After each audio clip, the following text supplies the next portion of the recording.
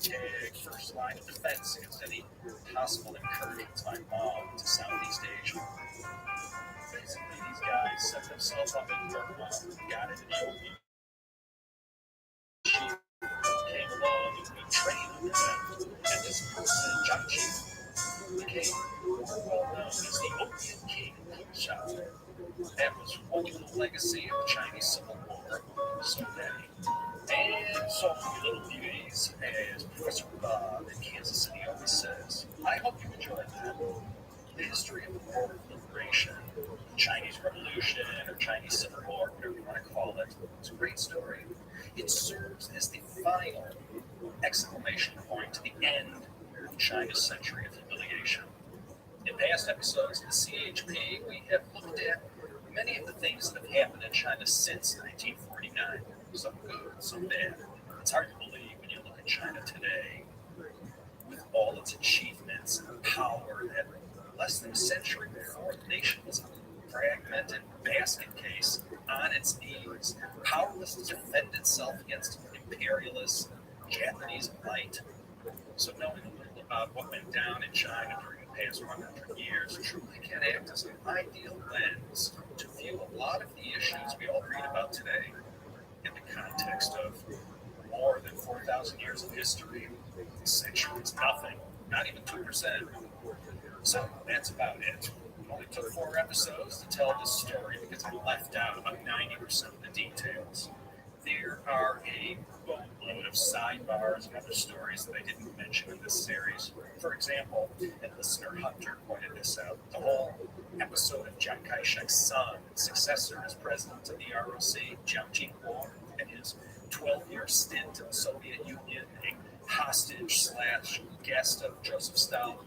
I'm going to cover all this when I do the Jiang Jing-kuo episode. For lovers of military strategy and hour-by-hour timelines of each and every battle, there is plenty for you to lunch on. Contained in these 4 episodes were merely an overview of what happened. There are plenty of books out there that fill in all the fascinating details about what was going on in Nanjing, Beijing, Yan'an, Chongqing, Taipei, Shanghai, and Xibaipo.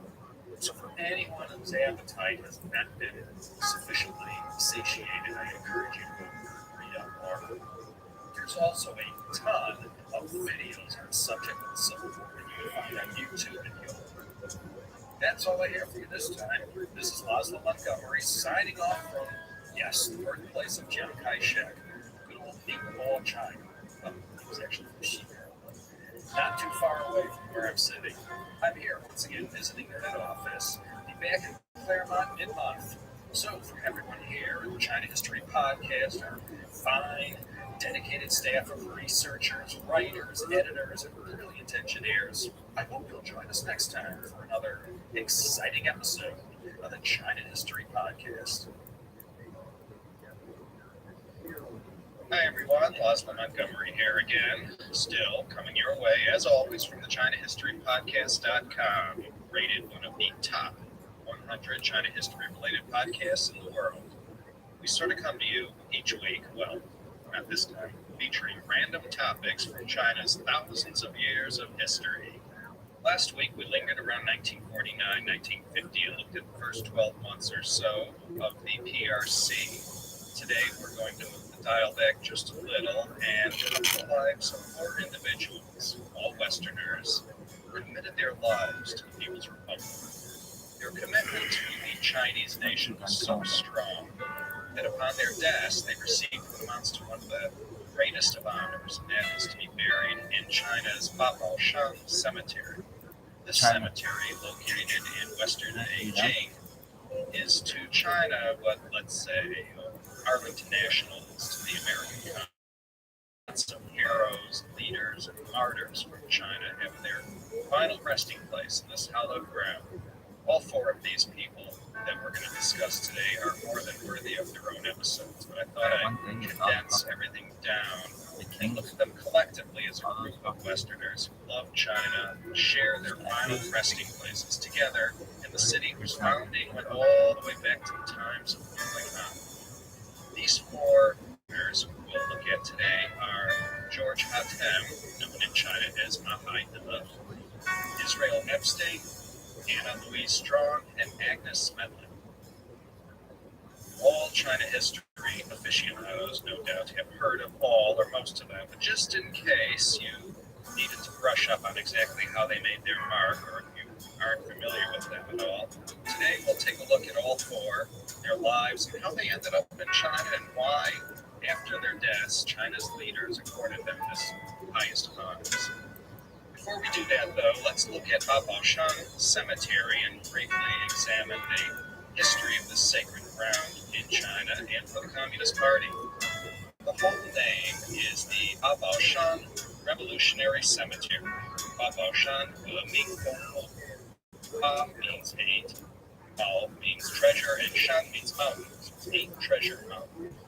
The history of this place goes all the way back to the Ming Dynasty. There was a general named Ganbing who served under the Yongle Emperor.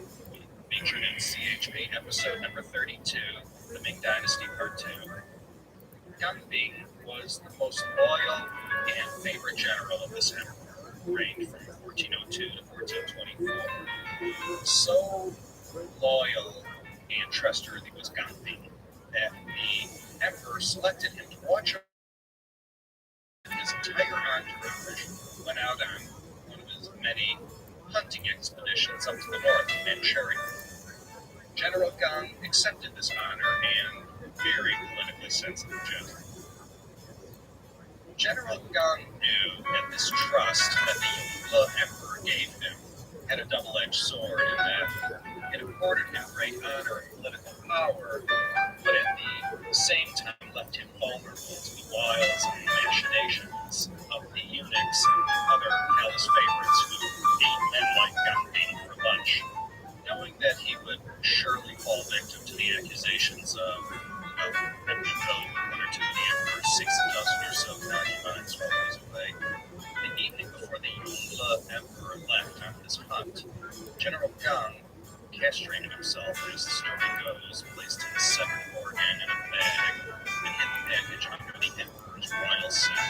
The Ming Emperor then went off on a splendid hunt, and sure enough, when he gets back to the palace after his outdoor expedition, he is met with whispers, hints, and allegations that General Ganbing was having, what shall we say, an inappropriate relationship with one or several of the emperor's concubines.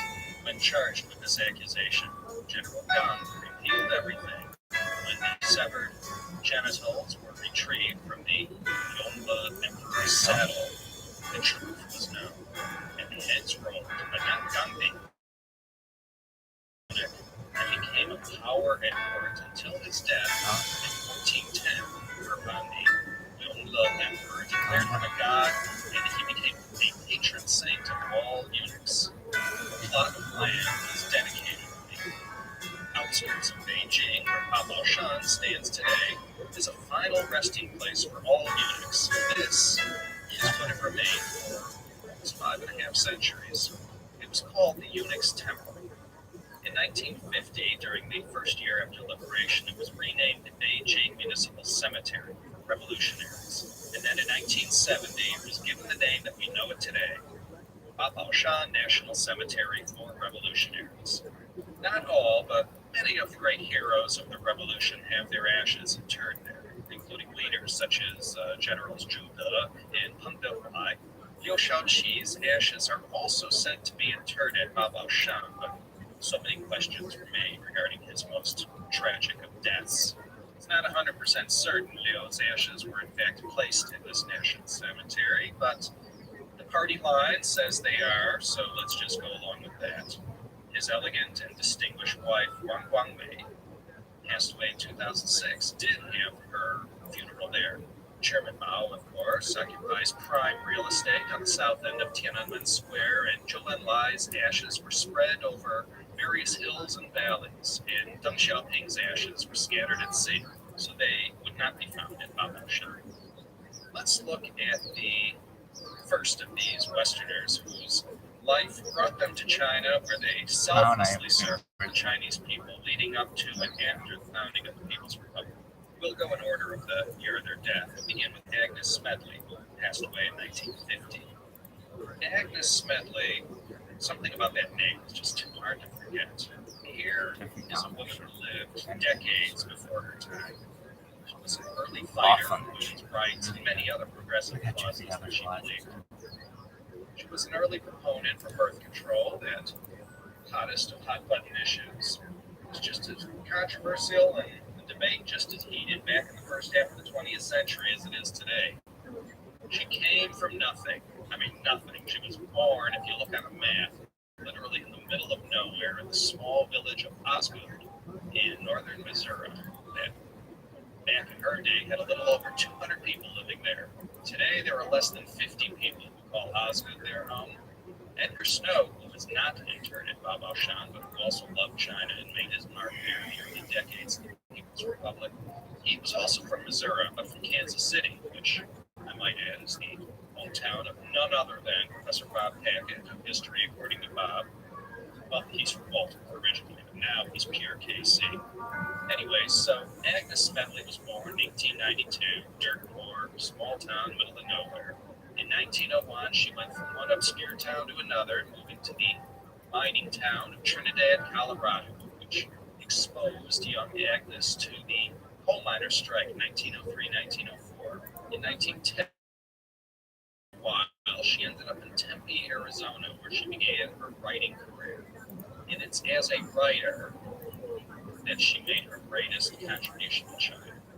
She married in 1912, moved to San Francisco, and then in 1918, divorced and moved to New York, where she worked with Margaret Sanger, the famous birth control advocate and sex education pioneer. Agnes Smedley was a free spirit. I don't know how else to describe her. Before she turned her sights and her heart to China, she first became involved in the Indian independence movement. She hung out with all kinds of colorful left-wing characters from the independence movement, even moving to Germany with one of the movement's leaders, who she carried out a relationship with. She opened the first birth control clinic in Berlin and joined the American Socialist Party in 1926. In 1929, a year after arriving in China, she wrote an autobiographical novel called Daughter of Earth. You can read this book in its entirety on Google Books if you're so inclined. After this, she used her German connections to land a job in Shanghai as a writer for a German paper. There, Agnes Smedley got herself mixed up with all kinds of colorful and nefarious men, including both Soviet and Japanese spies. I'm not sure about the extent of the spying that she was herself involved in, but she was certainly in the thick of all that was going on in 1930s Shanghai. She continued her career as a writer, working with both German and UK papers. She became more and more involved in all kinds of activities related to the Chinese Civil War and was actually present in Xi'an in December of 1936 when the Xi'an incident happened. Podcast for another day. She became a mouthpiece for the communists who were busy fighting both the nationalists and the Japanese. She traveled and mingled with the likes of Judah, Lin Biao, Long, Liu Bochun. She became very close with all these guys, was clearly passionate and sympathetic to the cause. However, when she applied for membership to the Communist Party in China, her application was rejected, no doubt because of her fiercely independent spirit cause of revolution. Between 1938 and 1941, she was continuously in the thick of everything going on in China, reporting from the front, facing down death and enduring all the hardships that one might expect in the middle of a war zone. She got the word out to the Western world about what was going on in China, and although a supporter of the United Front, she naturally painted the communist cause in the most positive light. The communists, like Mao, Zhou, and others, couldn't do it by themselves, so they desperately needed people like Agnes Smedley to get their story out and let the world know they were fighting. She moved back to the United States the greater part of the 1940s, writing about China's revolution and hitting the road and talking about everything she had witnessed firsthand in China. And this, of course, got her in all kinds of trouble. Back in those days, openly showing sympathy for any type of communist cause was guaranteed to land you in trouble. And of course, Agnes Smedley was definitely in the crosshairs of the FBI and U.S. government authorities. She was essentially hounded out of the USA and ended up in Britain in 1949 for a time in Oxford. Like she was afflicted with various mental problems, no doubt brought on by all the pressures of her impoverished upbringing and being such an open and free spirit all her life. This left her open to attack, and she was indeed targeted by every side at one time or another. Nonetheless, she struggled with this and kept moving forward. But she died at the age of 58 on May 6, 1950. Agnes Smedley deposed all of USA, UK, and Germany. China's leaders, well, they wouldn't let her into the Communist Party, but nonetheless, they afforded her great honor and celebration, and in turn, her ashes at Babylon Cemetery. Have you seen any good movies? The next person I wanted to introduce is Louise Strong. Her life had some similarities with Agnes Smedley in that she was a radical leftist, drawn to the Soviet Union and later to China, used her voice and to speak out on behalf of socialism against the downsides of capitalism and in support of common people. She time and again glorified in practice. Like Agnes Smedley, she was the target of the establishment of the USA. As I mentioned, in those days, during the first half of the 20th century, it was a risky business indeed, and perceived in the U.S. as very unpatriotic to go around promoting the things going on in Moscow, praising Stalin and all the policies of the Soviet Union. Like Agnes Smedley, Anna Louise Strong came from a small town. She was born in Friend, Nebraska, about 45 minutes west on the I-80 from the state capital of Lincoln, which some city folk might argue was also in the middle of nowhere. She didn't come from money, but she was far from dirt. She initially made her mark in the leftist socialist workers' plight in the state of Washington. It was in Washington state where she became involved in the labor movement, promoting social services for the poor and underprivileged and railing against the establishment of capitalism. She was also an outspoken pacifist and made a considerable effort to speak out against the draft during World War I. In 1921, after the Great War, she ended up in Poland and later the Soviet Smedley. She reported these far-flung places and gave her observations, which were rather sympathetic to the policies of Lenin and later Stalin. In Russia, she found her calling and life and wrote prodigiously about the Soviet experiment, everything they were trying to do to remake society. She ended up planting some roots in the new Russia and stayed a while. She spoke out strongly, writings against the Trotskyites during the Great Purge in the Soviet Union, and this was dear to stop. Later in the 1920s, she ended up in China, where she met two people who had a great influence on her, primarily responsible for her later personal commitment to China. These were Joanne Wei and the second of the two Sun sisters, Sun Qingling. Remember the Sun sisters? Remember immortalized by Chairman Mao when he said, "One love money, one love power, and one love China." It was Sun Qingling, wife of Sun Yat-sen, who was the one who loved China. Anna Louise Strong returned to Moscow to stay in China and remained active in supporting the policies of Stalin. Started the first English-language newspaper in Moscow. She was a very prolific writer, churning out many books and articles, all of which attempted to explain what was going on in the Soviet Union. Of course, everything was sympathetic to Stalin's policies. There until 1936, writing and providing the socialist system. Like Agnes Smedley, however, she ultimately became disillusioned with things Stalin began doing and killing. Writings later on became particularly sympathetic to the communist cause in China. She met many of China's leaders while staying in Moscow. Anna Louise Strong began to more and more praise Mao in his growing contribution to communism. She was, I believe, the only reporter in the 1930s granted access to the West, got the word out during the Civil War. She was very outspoken against the nationalists in general and Chiang Kai-shek in particular. She was a great shield against U.S. support for his regime. It was during an interview that Louis Strong during the Chinese Civil War that Mao first uttered the phrase paper tiger. This is one of the most famous Maoisms that became part and parcel of the Mao brand. Mao was trying to show how these fearsome things like the U.S. general and later on the atom bomb were far from being tigers, a metaphor for something dangerous that can kill or destroy. By referring to these things as paper tigers, Mao was saying they're not nearly as dangerous in reality as they seem in real life. Anyways, the term paper tiger is something that Mao was the first to say, and it was Louis Strong who first wrote these famous words in one of her articles. She thought Mao was great. Joel lied too. These two leaders really liked her, trusted her, the support she gave, getting out all these positive vibes about what they were trying to build in the new China. Stalin, on the other hand, being the alpha male in the world of communism, didn't want to see any rivals being coddled by Western reporters. So after she wore out her welcome and after she was charged with espionage, Stalin had her deported in 1959.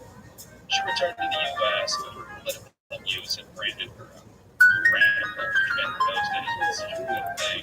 She was such a prolific writer of socialism, everything going on in the Soviet Union. Her work appeared in all the major radical left-wing papers and journals of the day. She also wrote several books documenting her experiences. Swallowed the British left embraced her, the mainstream sort of saw her as a goose. She didn't really feel too welcome back in the U.S. Back in those days, having these extreme left views could get you locked up in prison. It's not like today where extreme views, either on the right or the left, have become sort of mainstream. Anyway, she passport had been canceled, and she was the constant target of attacks and all the usual inconveniences of being a communist sympathizer in the decade of the 1950s. Once her passport was restored in 1958, thanks to the Supreme Court case of Rockwell Cat versus John Foster Dulles, she picked up and moved to China, and basically that's where she stayed until the end of the days. The was that were by she, people, as well as China's leaders, and even during the Cultural Revolution when so many foreigners, like her friends Israel Epstein, who'd all spoken out on behalf of the revolution, and the fact she was even allowed to become an honorary appointee or Red Guard. In the end, during the last decade of her life, she had sort of become China's official spokesman to the English-speaking world. In 1962, she began writing a series of columns called A Letter from China, something Joel Lai had coaxed her into doing. This column was sort of a window into the world that was practically sealed shut from the West. She remained a friend to all communists, meeting Ho Chi Minh and other leaders of the socialist world. In 1965, she had an 80th birthday party, which both Mao and Zhou attended. That alone sort of speaks to how revered, how special a person she was in China. She died on March 29, 1970, and was given a very large her ashes were interred in the Hoshan. Agnes Smith with a whole bunch to talk about afterwards. Now let's look at George Hatem, another sacred cow in the pantheon of famous Hawaii from Chinese history. George Hatem, better known in China as Mahai, was a physician. His signature claim to fame, amongst a number of achievements, was that he was the first foreigner to be granted citizenship of China after 1940. He was born in Sharpie, George Hatem, on September 26, 1910, Buffalo, New York. He was of Lebanese ancestry. His father, Naam Salama Hatem, came from the village of Amana in Lebanon, about 26 kilometers east of Beirut. He received his medical training in the U.S., Europe, and in Beirut.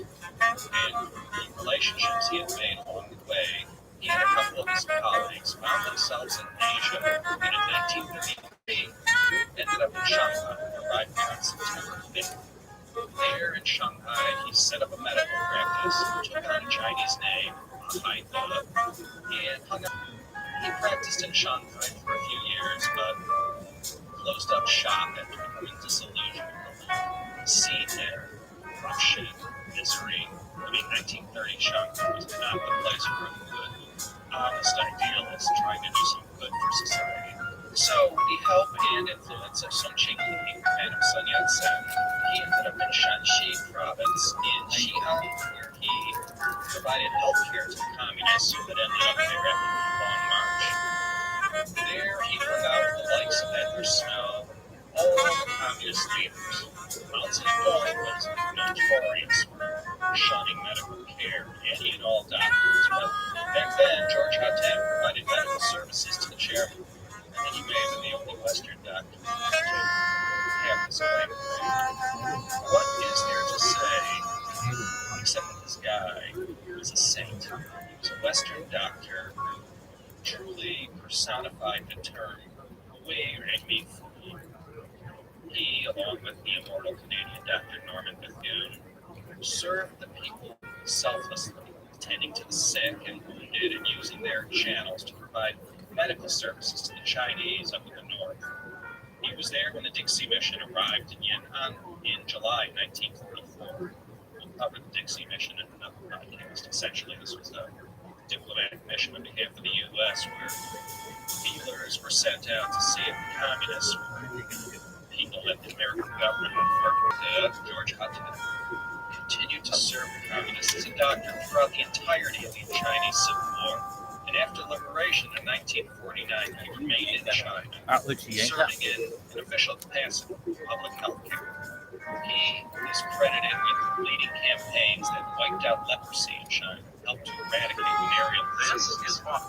In 1986, he was presented with the Lasker Medical Award, an honor given since 1946 to those who have gone above and beyond the norm in the field of basic medical research. In presenting the award, the Lasker Committee noted that, quote, Dr. Ma's contributions can be in importance to the eradication of yellow fever and the bubonic plague, and as a model for the public health control of venereal diseases, is standard. George Hatem spent the rest of his days in China, working tirelessly in the field of public health. He was active in politics, using his influence and position to advance public health and hygiene in China.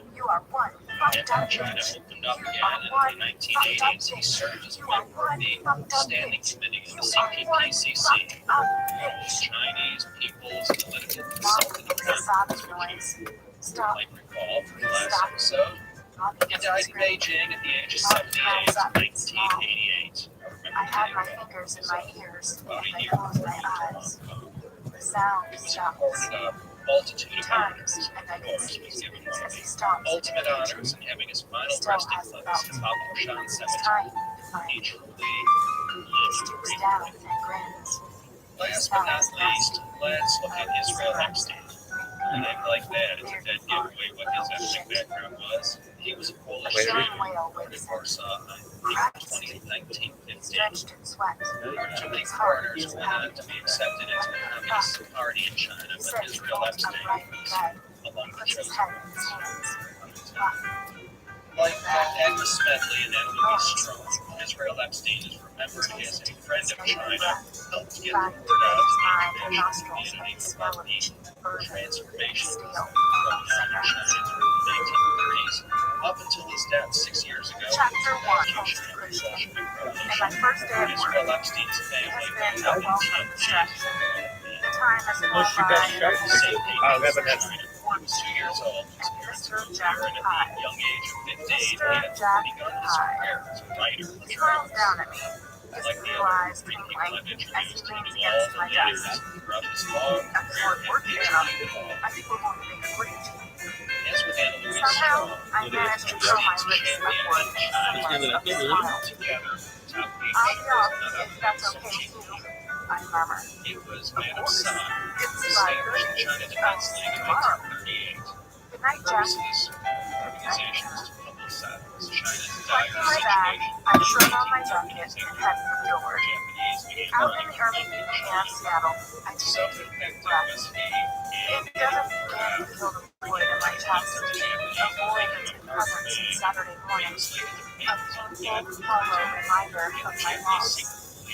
I walk toward the bus stop with my head down, staring at my feet, and contemplating the without my beloved Wanda, my old teal, bored out. I shut the door on that thought immediately. No, don't think about him. Of course, I'm to a boarding car, a nice new car. I suspect he has been over generous in his payment, and the thought is a bitter taste in my mouth. But I dismiss it and try to keep my mind as calm and as blank as possible. I can't think about him. I don't want to start crying again, not out on the street. The apartment is empty. I miss Eve, and I imagine her lying on her beach in Barbados sipping a cool cocktail.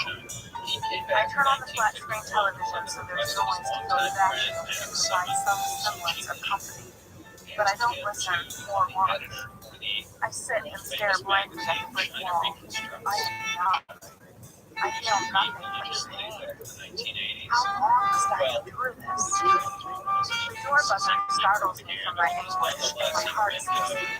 Who could that be? I press the intercom. Delivery for Miss Beal, a bored, disembodied voice answers, and persistently make my way downstairs and find a young man noisily chewing gum, holding a large cardboard box and leaning against the edge of the door. I sign for the package and take it upstairs. The box is huge and surprisingly light. Inside are 2 dozen long-stemmed white roses and a card. Congratulations on your first day at work. I hope it's going well. Thank you for the flyer. That was very thoughtful. It has time and place on my desk. I stare at the tiny card. The hollow in my chest expanding. And now his assistant said this. Christian probably had very cool music. It's too painful to think about. I examine the roses. They are beautiful. And I can't bring myself to throw them in the trash. Dutifully, I make my way into the kitchen to hunt down things. And so, I pattern develops.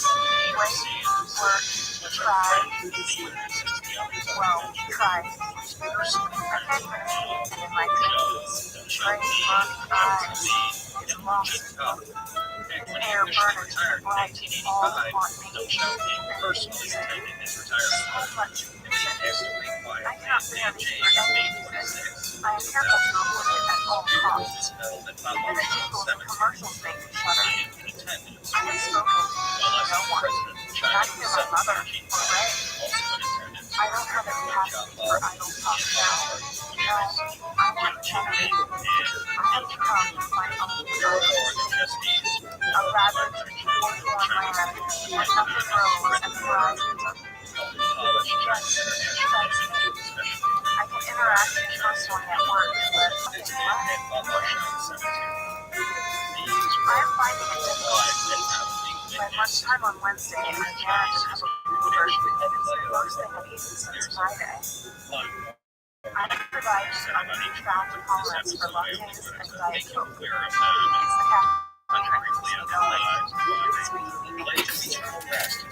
Jack has started to hover over me, asking me personal questions. What does he want? I'm polite, but I need to begin at arm's length. I sit and begin trawling through a pile of correspondence addressed to him. And I'm confused with the distraction of looking at work. My email pings, and I quickly check to see who it's from. Holy shit. Go check them out if you'd like to read From more. Christian. Oh no. Not here. Not at work. That's about all I have for you today. As I write this, I'm sitting here on the Subject, tomorrow. 30th floor of Joe West End. 2011. To the script, then to the joke. 2, anesthesia. Well, I haven't even seen this yet. I got jokes and jokes and jokes. Vinny, I'm ready for it, dude. Did you get my flowers? get to LA tomorrow and I can look that up with the exclamation She'd be like, this motherfucker is gonna fucking take over the world. beginning of October, where I uploaded the episode on the same one. It seems like ages ago. I'm looking forward to getting back to the USSA and falling back into my chains. Apologize for making y'all wait as long as I did for this episode. Dicey trying to pump out these podcasts from China History Podcast Library.